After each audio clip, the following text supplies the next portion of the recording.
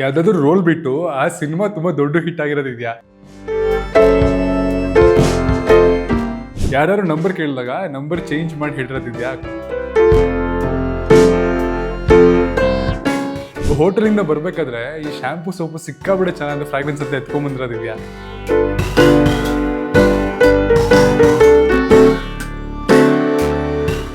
Horror movie ನೋಡ್ಬಿಟ್ಟು ಯಾಕಪ್ಪ ನೋಡಿದೆ ಅಂತ ರಾತ್ರಿ ಎಲ್ಲ ನಿದ್ದೆ ಮಾಡಿದೆ ಎದ್ದು ಕೂತಿರೋದು.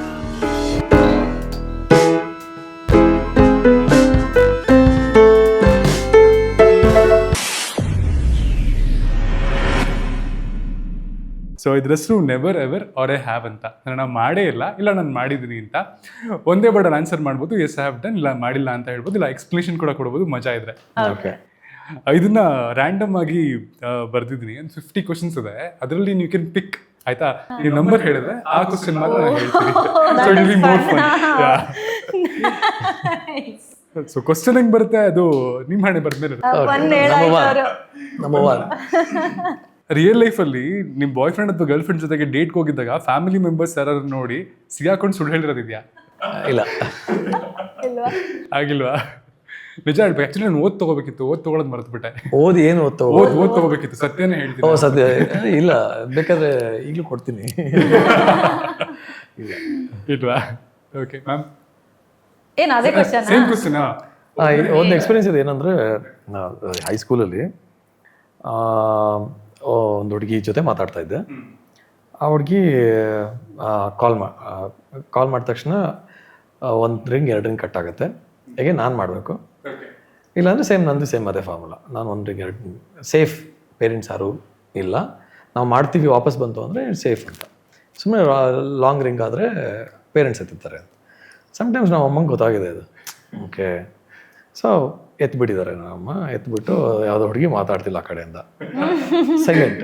ನಾವಮ್ಮ ಬಾಯಿ ಬಂದಂಗೆ ಗೊತ್ತು, ಏನು ನಾನು ಎತ್ತಿದ್ರೆ ಮಾತಾಡೋಣ ನೀನು ಅಂತ ಚೆನ್ನಾಗಿ ಬೈದು ಹಾಕಿದ್ದಾರೆ. ಈ ಥರದೊಂದು ಎಕ್ಸ್ಪೀರಿಯನ್ಸ್ ಆಗಿದೆ.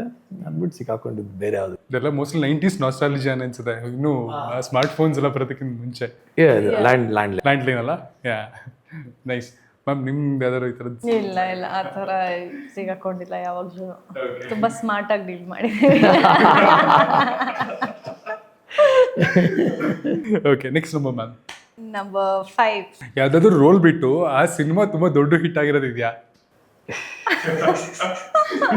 ಇದ್ದೇ ಇರುತ್ತೆ, ಬಟ್ ಹೇಳಕ್ಕಾಗಲ್ಲ. ಆಗಿದೆ, ಒಂದು 2-3 ಸಿನಿಮಾ ಆಗಿದೆ, ಬಟ್ ಐ ಡೋಂಟ್ ನೋ. ಹೆಸರು ಕೇಳಲ್ಲ ಬಿಡಿ. ಆಗಿದೆ ಎಲ್ಲರ ಲೈಫಲ್ಲ. ಈಗಲೂ ರಿಗ್ರೆಟ್ ಮಾಡ್ತೀರಾ? ಎಸ್ ಒಂದು ಸಿನಿಮಾ ಅಂತೂ ಖಂಡಿತವಾಗ್ಲೂ ರಿಗ್ರೆಟ್ ಮಾಡ್ತೀನಿ. But at the same time ಈಗ ಯಾವುದೋ ಒಂದು ಸಿನಿಮಾನೋ ಅಥವಾ ಸಾಂಗೋ ಏನೋ ಒಂದು ಹಿಟ್ ಆಗಿದೆ ಅಂದರೆ ಪ್ರಾಬಲಿ ಆ ರೈಟ್ ಕಾಸ್ಟಿಂಗ್ ಇತ್ತು ಅಲ್ಲಿ. So I do not feel like okay that was not my part. Well said. Yeah, so ಅವ್ರು ಮಾಡಿರೋದಕ್ಕೆ ಅದು ಹಿಟ್ ಆಗಿರ್ಬೋದು. So I do not want to tell ನಾನು ಮಾಡಬೇಕಿತ್ತು, ನನಗೆ ಹಿಟ್ ಸಿಕ್ತಿತ್ತು ಅಂತ. ಅಫ್ಕೋರ್ಸ್ ಅನ್ಸುತ್ತೆ at some point of time. But ಅವ್ರು ಮಾಡಿರೋದಕ್ಕೆ ಹೌದು ಕಥೆನೂ ಇಂಪಾರ್ಟೆಂಟ್ ಆಗುತ್ತೆ. ಹೌದು, ಕತೆ ಇಂಪಾರ್ಟೆಂಟ್ ಆಗುತ್ತೆ. ಅಂಡ್ ಪ್ರಾಬ್ಲಿ ಅವ್ರ ಒಂದು ಏನು ಲಕ್ ಅಥವಾ ಅವ್ರ ಇನ್ಪುಟ್ಸ್ ಸಿನಿಮಾಗೆ probably would have added. So that's why it would have been a hit. ಎಲ್ಲ ಸೇರಿ ಆಗಿರುತ್ತೆ. Yeah, right. ಸರ್ ನಿಮ್ಮ ಕೇಸಲ್ಲಿ? ನನಗೂ ಆಗಿದೆ. ನೀವು ಹೆಸರು ಹೇಳಲ್ಲ? ನಾನು ಹೆಸರು ಹೇಳಲ್ಲ. ಇಲ್ಲ, ಬಟ್ ರಿಗ್ರೆಟ್ ಇದೆ ನಿಮ್ಗೂ?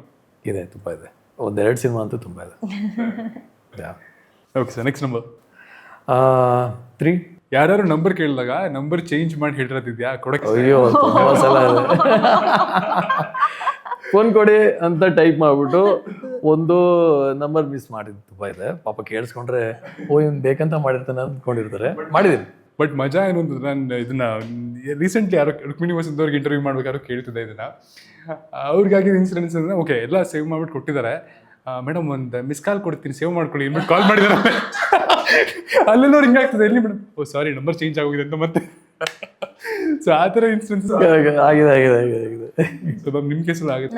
ಆಗಿದೆ ತುಂಬಾ ಸಲ. ನಮ್ಮ ಅಮ್ಮನ ನಂಬರ್ ಕೊಟ್ಬಿಟ್ಟಿರ್ತೀನಿ ಮೋಸ್ಟ್ ಆಫ್ ದ ಟೈಮ್ ಬೇಕು ಅಂತ. ಆ್ಯಂಡ್ ಒಂದೊಂದ್ಸಲಿ ಬೇಕು ಅಂತ ಲಾಸ್ಟಲ್ಲಿ ನಂಬರ್ ಚೇಂಜ್ ಮಾಡಿರೋದು ಇದೆ. ಬಟ್ ಅಲ್ಲೇ ಕಾಲ್ ಕೊಡ್ತಾರೆ, ಹುಷಾರಾಗಿರಿ, ಸೇವ್ ಮಾಡ್ಕೊಳ್ಳಿ ನಂದು ನಂಬರ್ ಅಂತ. ಅವಾಗ ಕಷ್ಟ. ಬಟ್ ನೀವು ಅಮ್ಮಂಗೆ ಕಾಲ್ ಬಂದಿರೋದು ಇದೆಯಾ ಯಾವಾಗಾದ್ರೂ? ಆಶಿಕಾ ಅವರಾ ಅಂತ? ಹಿಂಗೂ ಮಾಡ್ತೀನಿ ನಾನು. 2 ಫೋನ್ ಇದೆ ಅಂತ. ಅವ್ರು ರಿಂಗ್ ಆಗ್ತಿದ್ದಂಗೆ ಅವ್ರ ಮುಖದಲ್ಲಿ ಗೊತ್ತಾಗುತ್ತೆ ಅಂತೀನಿ ಸುಮ್ಮನೆ, ಅಂದರೆ ವೈಬ್ರೇಟ್ ಆಯಿತು ಅನ್ನೋ ಫೀಲು ಅವ್ರು ಕಟ್ ಮಾಡ್ತಾರೆ. Playing smart, good. Yes ma'am, ನಿಮ್ಮ ನಂಬರ್? ನಂಬರ್ 25. ಇನ್ವೈಟ್ ಮಾಡಿದಿರೋ ಪಾರ್ಟಿಗೆ ಹೋಗಿ ಊಟ ಮಾಡ್ಕೊಂಡ್ ಬಂದಿರೋದು.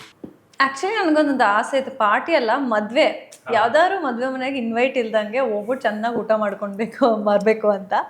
But I have never done that ಇದುವರೆಗೂ. ಕರಿಯೋ ಪಾರ್ಟಿಗೆ ಹೋಗಲ್ಲ, ಯಾರು ನೋಡೋರು ಅನ್ಕೋತಾರೆ ಇವಳು ಕರಿಯೋ ಪಾರ್ಟಿಗೆ ಬರಲ್ಲ, ಇನ್ನು ಕರೀದಿಲ್ದಿರೋ ಪಾರ್ಟಿಗೆ ಹೋಗ್ತಾಳ ಅಂತ. ಇವಾಗ ಮಜಾ ಏನಂದ್ರೆ ಅಕಸ್ಮಾತ್ ಗೊತ್ತಿಲ್ದಿರೋ ಮದುವೆ ಆಶಿಕ್ ಅವ್ರು ಬಂದ್ರು, ಬನ್ನಿ ಬನ್ನಿ ಅವ್ರಿಗೆ ಕರ್ಕೊಂಡು ಯಾ ಈಗ ಕರಿಯೋದಕ್ಕೆ ಹೋಗೋದು ಕಷ್ಟ ಆಗಿದೆ. ಹೌದು. ಸೊ ಮಾಡಬೇಕು ಅಂತ ಆಸೆ ಇದೆ, ಬಟ್ ಮಾಡಿಲ್ಲ. ಮಾಡಿಲ್ಲ.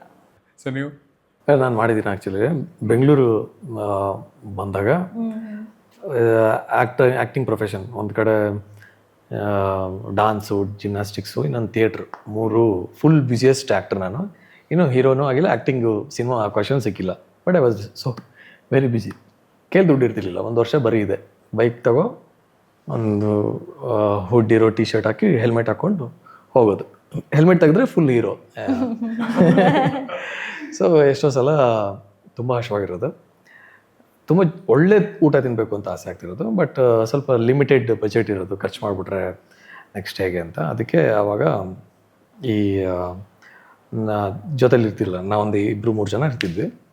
ಯಾವುದಾದ್ರೂ ಚೌಟ್ರಿ ಕಾಣಿಸಿದ್ರೆ ಅಲ್ಲೆಲ್ಲ ಬೈಕ್ ನಿಲ್ಲಿಸಿ ಕಾನ್ಫಿಡೆಂಟಾಗಿ ಹೋಗೋದು. ನಮ್ಮ ಕಾನ್ಫಿಡೆನ್ಸ್ ಹೆಂಗಿರುತ್ತೆ ಅಂದರೆ ಯಾರಿಗೂ ಐ ಕಾಂಟ್ಯಾಕ್ಟ್ ಕೊಡ್ತಿರ್ಲಿಲ್ಲ. ಫುಲ್ ನಮ್ಮದೇ ನಮ್ಮ ಅಕ್ಕದ ತಕ್ಕಿಂದ ಅನ್ನೋ ಥರ ಒಳಗಡೆ ಹೋಗಿ ಊಟ ಮಾಡ್ಕೊಂಡು ಬಂದಿದ್ದೀವಿ. ಪ್ರಾಬ್ಲಿ ಹುಡುಗರಲ್ಲಿ ಸುಮಾರು ಜನ ಈ ಥರ ಮಾಡಿರ್ತೀವಿ, ನನ್ನನ್ನು ಸೇರಿಸಿ. ಹೌದು, ಅದು ಒಂಥರ ನಾಸ್ಟಾಲ್ಜಿಯಾ ಮೂಮೆಂಟೇ ಆ ಟೈಮ್ಸಲ್ಲಿ. Yes sir, next number? Next 9. ಹೋಟೆಲಿಂದ ಬರಬೇಕಾದ್ರೆ ಈ ಶಾಂಪೂ ಸೋಪು ಸಿಕ್ಕಾಬಿಡೆ ಚೆನ್ನಾಗಿದೆ, ಫ್ರಾಗ್ರೆನ್ಸ್ ಅಂತ ಎತ್ಕೊಂಬಂದಿರೋದಿದೆಯಾ? ಹೋಟ್ಲಿಂದ ಬರ್ಬೇಕಾದ್ರೆ ನಾನು ಇದು ಮಾಡಿದ್ದೀನಿ, ಏನೋ ಬ್ರಷ್ ಮಾಡಿದ್ದೀನಿ ಓಟು ಸಿನಿಮಾದಲ್ಲಿ. ಅದು ನನ್ನ ಬ್ರಷು ಹಾರ್ಡ್ಲಿ 1 ವೀಕ್ 10 ಡೇಸಲ್ಲಿ ಸತ್ತೋಗ್ಬಿಡುತ್ತೆ. ಸೊ ರ್ಯಾಡಿಸನ್ ಬ್ಲೂ ಅಲ್ಲಿ ಇರಬೇಕಾದ್ರೆ ಅಲ್ಲಿರೋ ಬ್ರಷು ತುಂಬ ಚೆನ್ನಾಗಿತ್ತು, ಎಷ್ಟು ಉಜ್ಜಿದ್ರು ಅದೇನೋ ಆಗ್ತಿರ್ಲಿಲ್ಲ. ಅಲ್ಲಿ ಇನ್ನೂ 2 ಸ್ಪೇರ್ ಇತ್ತು, ಅದೆರಡನ್ನೂ ಎತ್ಕೊಂಡು ಮನೆ ಬಂದ್ವಿ. ನೀವು? ಒಂದೊಂದಷ್ಟು ಹೋಟೆಲ್ಗಳಿದೆ ನನಗೆ, ಅಲ್ಲಿ ಹೋದ್ರೆ ಪಕ್ಕ ನಾನು ಎಕ್ಸ್ಟ್ರಾ ಟಿಪ್ ಕೊಟ್ಬಿಟ್ಟು ಎತ್ಕೊಂಡು ಬರ್ತೀನಿ. Nice. Last number ma'am? 41. Horror movie ನೋಡ್ಬಿಟ್ಟು ಯಾಕಪ್ಪ ನೋಡಿದೆ ಅಂತ ರಾತ್ರಿ ಎಲ್ಲ ನಿದ್ದೆ ಮಾಡಿದೆ, ಕೂತಿರೋದು. ತುಂಬಾನೇ ಆಗಿದೆ. ಈಗ ಇತ್ತೀಚೆಗೆ ಯಾವುದು ಅಂತ ಹಾರರ್ ಸಿನಿಮಾ ನಾನು ನೋಡೋಕೆ ಹೋಗಿಲ್ಲ. ಬಟ್ ಮುಂಚೆ ಎಲ್ಲ ಅದೊಂದು ಹುಚ್ಚು, ಹಾರರ್ ಸಿನಿಮಾ ನೋಡೋಣ ಅಂತ ಕುತ್ಕೊಂಡು ನೋಡೋದು. ಲಿಟ್ರಲಿ ರಾತ್ರಿ ಎಲ್ಲ ನಾನು ಫಸ್ಟ್ ಆಫ್ ಆಲ್ ಒಬ್ಳೆ ಮಲ್ಗಕ್ಕೆ ಬೇಜಾರು. Like I find it very boring to sleep alone.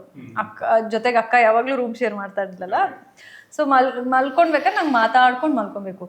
ಅದಲ್ಲದೆ ಯಾರೋ ಹಾರರ್ ಸಿನಿಮಾ ನೋಡಿ ಒಬ್ಳೆ ಮಲ್ಕೊಳ್ಬೇಕಂದ್ರೆ ಅಂತೂ gone ಕೇಸೆ.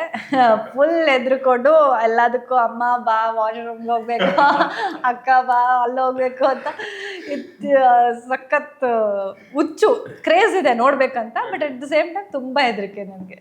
Okay. And horror cinema ಯಾವುದು ಆ್ಯಕ್ಟ್ ಮಾಡಿಲ್ಲ ಅಲ್ವಾ ಇದುವರೆಗೂ? ಅವತಾರ ಪುರುಷ ಅಂದ್ರೆ black magic, not complete horror. But ಆಸೆ ಇದೆಯಾ ಹಾರರ್ ಅಲ್ಲಿ ಮಾಡಬೇಕು ಅಂತ?